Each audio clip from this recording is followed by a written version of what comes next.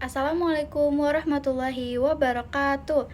Halo semuanya, perkenalkan saya Salwa Fauzia dari program studi pendidikan sosiologi dengan NIM 14056-25068. Di video kali ini saya akan membahas bencana alam yang baru saja terjadi di Sumatera. Fokus pembahasan saya adalah kesiapsiagaan pemerintah dan kapasitas manajemen risiko bencana.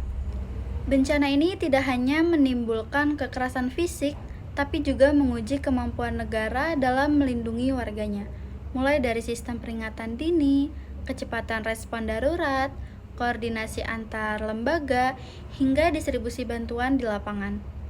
Melalui analisis ini, saya ingin melihat sejauh mana pemerintah siap menghadapi bencana.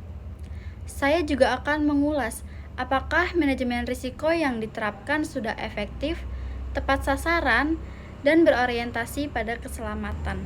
Pembahasan ini cukup penting karena Sumatera merupakan wilayah yang rawan bencana. Tanpa kesiapsiagaan yang kuat, dampak bencana akan terus berulang dan semakin merugikan. Mari kita bahas secara kritis dan berbasis fakta. Selamat menyimak.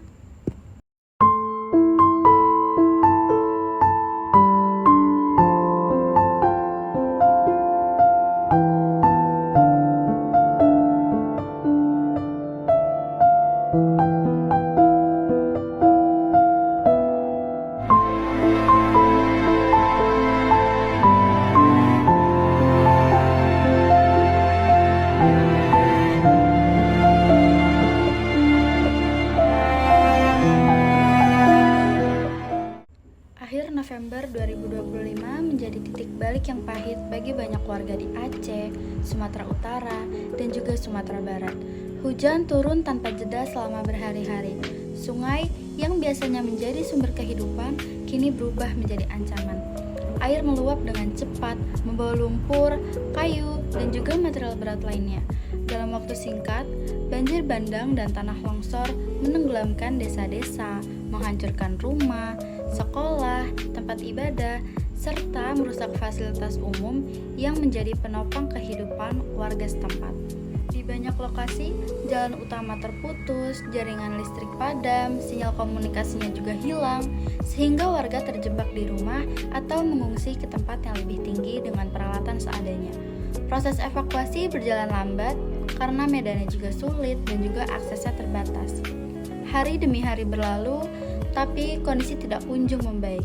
Jumlah korban terus bertambah, ratusan orang meninggal dunia, ratusan orang dinyatakan hilang, dan juga ribuan orang mengalami luka-luka. Di balik angka tersebut, ada kehidupan yang runtuh dan masa depan yang terputus. Bencana ini tidak hanya dipicu oleh hujan ekstrim, kerusakan lingkungan juga akan memperparah dampaknya. Deforestasi atau pembabakan hutan di wilayah itu telah menghilangkan fungsi alami hutan sebagai penyerap air. Banyak kawasan hutan digantikan oleh perkebunan sawit berskala besar. Seperti yang kita tahu, akar pohon sawit itu tidak mampu menahan dan menyerap air sebanyak vegetasi hutan tropis. Ketika hujan deras turun, air langsung mengalir ke hilir tanpa kendali. Lereng menjadi labil, longsor pun mudah terjadi, dan banjir bandang datang dengan daya rusak yang lebih besar. Dalam konteks ini, banjir dan longsor di Sumatera adalah bencana ekologis sekaligus bencana kemanusiaan. Namun, luasnya wilayah terdampak dan beratnya kerusakan membuat distribusi bantuan tidak selalu cepat dan merata.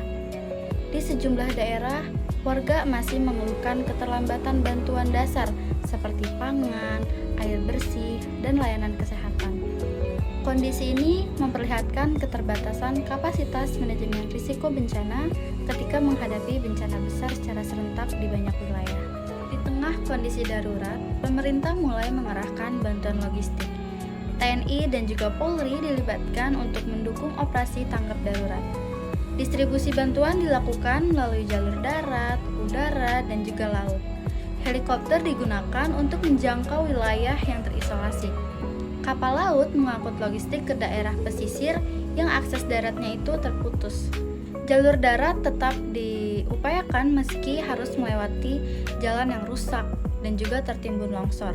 Upaya ini menunjukkan adanya kehadiran negara di tengah krisis. Di tengah situasi darurat, muncul perdebatan besar terkait sikap pemerintah yang memilih menangani bencana ini tanpa bantuan internasional. Padahal, dari berbagai negara telah datang memberikan ucapan duka sekaligus tawaran bantuan, baik dalam bentuk logistik, tenaga ahli, maupun dukungan teknologi. Namun, pemerintah kita menyatakan keyakinan bahwa kemampuan internal itu masih mencukupi untuk menangani dampak banjir dan longsor di daerah Sumatera. Keputusan ini tentu menuai kritik. Banyak pihak menilai bahwa skala bencana yang sangat besar itu membutuhkan pendekatan yang lebih terbuka dan juga kolaboratif. Rekonstruksi dan rehabilitasi pasca bencana bukan proses yang singkat. Pemulihan infrastruktur, pemulihan ekonomi warga, serta pemulihan sosial dan psikologis dapat memakan waktu puluhan tahun. Jika seluruh beban ini ditanggung sendiri, proses tersebut beresiko akan berjalan lambat, bahkan tidak merata. Kondisi di daerah yang terdampak memperlihatkan kesenjangan antara pernyataan di pusat dan realitanya di lapangan. Sejumlah pemerintah daerah secara terbuka menyatakan keterbatasan mereka dalam menangani tanggap darurat. Surat resmi yang menyatakan ketidaksanggupan menjadi bukti bahwa kapasitas daerah sangat terbatas ketika harus menghadapi bencana yang cukup besar. Alat besar tidak mencukupi, personel terbatas, logistik pun sulit masuk karena jalannya itu tertimbun longsor dan juga diterjang banjir. Situasi ini memunculkan pertanyaan besar. Apakah bencana banjir bandang dan longsor di Sumatera seharusnya ditetapkan sebagai bencana nasional? Karena daya rusak yang luas, jumlah korbannya yang tinggi, serta medan yang sulit dijangkau, seharusnya mendorong respon pemerintah yang lebih kuat dan terkoordinasi. Namun, tanpa adanya status tersebut, respon pemerintah terkesan kurang memiliki sense of crisis. Koordinasi lintas sektor tidak berjalan maksimal. Mobilitas sumber daya tambahan juga berjalan lambat. Dalam kerangka kesiapsiagaan bencana, pemerintah seharusnya tidak hanya fokus pada kemampuan internal, tapi juga pada efektivitas respon. Kesiapsiagaan itu bukan soal gengsi atau kemandirian semata. Kesiapsiagaan adalah kemampuan membaca situasi, mengakui keterbatasan, dan mengambil keputusan cepat untuk melindungi warga. Dalam konteks ini, membuka ruang kolaborasi dengan pihak eksternal termasuk sektor swasta dan juga komunitas internasional seharusnya menjadi bagian dari strategi manajemen risiko bencana. Kapasitas manajemen risiko bencana itu tidak diukur dari seberapa besar pemerintah ingin berdiri sendiri, tapi dari seberapa cepat dan tepat bantuan itu sampai ke korban. Banyak wilayah terdampak masih terisolasi. Tanpa dukungan tambahan, distribusi bantuan sulit menjangkau daerah tersebut. Padahal, standar penanggulangan bencana menekankan bahwa fase tanggap darurat itu harus dilakukan secepat mungkin untuk menekan dampak lanjutan. Jika bantuan terlambat, konsekuensinya akan berlapis. Risiko penyakit meningkat akibat sanitasi buruk dan juga genangan air. Kondisi psikologis korban juga akan buruk karena kehilangan dan adanya ketidakpastian.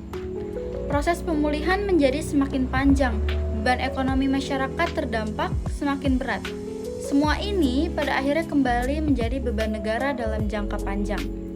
Respon lambat bukan sekedar persoalan teknis, tapi persoalan kebijakan dan tata kelola risiko. Bencana di Sumatera ini juga mengingatkan bahwa Indonesia itu berada di wilayah rawan bencana hidrometeorologi. Perubahan iklim meningkat, intensitas hujan ekstrim. Risiko banjir dan longsor juga akan semakin sering terjadi. Tanpa kesiapsiagaan yang kuat, pola bencana serupa berpotensi terulang. Yang dipertaruhkan itu bukan hanya penanganan satu peristiwa, tapi kemampuan negara melindungi warganya di masa depan. Manajemen risiko bencana seharusnya mencakup 3 hal utama: pencegahan, kesiapsiagaan, dan respon cepat. Pada kasus ini, ketiganya itu tampak belum berjalan secara optimal. Pencegahan melalui tata ruang dan pengelolaan lingkungan masih lemah. Kesiapsiagaan menghadapi hujan ekstrim juga belum matang. Dan respon cepat terkendala keterbatasan sumber daya dan lambatnya pengambilan keputusan yang strategis. Cerita banjir bandang dan longsor di Sumatera bukan hanya cerita tentang air dan tanah. Ini adalah cerita tentang bagaimana sistem bekerja saat krisis datang. Ini adalah cermin bagi kapasitas negara dalam mengelola risiko dan melindungi warganya. Setiap korban, setiap desa yang tenggelam, itu adalah pengingat bahwa bencana alam selalu berubah menjadi bencana kemanusiaan ketika kesiapsiagaan tidak cukup kuat. Jika dilihat dari peran pemerintah, respon awal memang menunjukkan bahwa negara itu turut hadir, tapi kapasitas manajemen risiko bencana belum sepenuhnya memadai. Pemerintah pusat dan daerah bergerak melalui status tanggap darurat, pengerahan TNI dan Polri, serta distribusi logistik. Langkah ini tepat sebagai respon awal, namun skala bencana yang luas memperlihatkan bahwa kesiapsiagaan sistem belum siap menghadapi krisis serentak di banyak wilayah. Secara keseluruhan, peran pemerintah belum bisa dikatakan optimal. Kehadirannya memang ada, upayanya juga dilakukan. Namun, kapasitas manajemen risiko bencana masih bersifat responsif, belum bersifat preventif dan adaptif. Untuk wilayah rawan seperti Sumatera, pendekatan ini tidak cukup.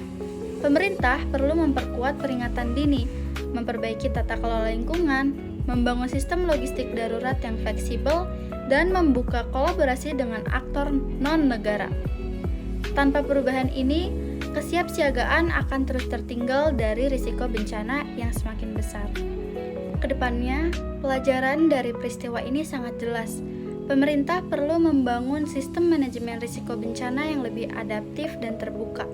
Kolaboratif harus dilihat sebagai kekuatan, bukan kelemahan. Kecepatan juga harus menjadi prioritas utama, karena dalam situasi bencana, setiap keputusan yang terlambat bisa berarti kehilangan yang tidak tergantikan.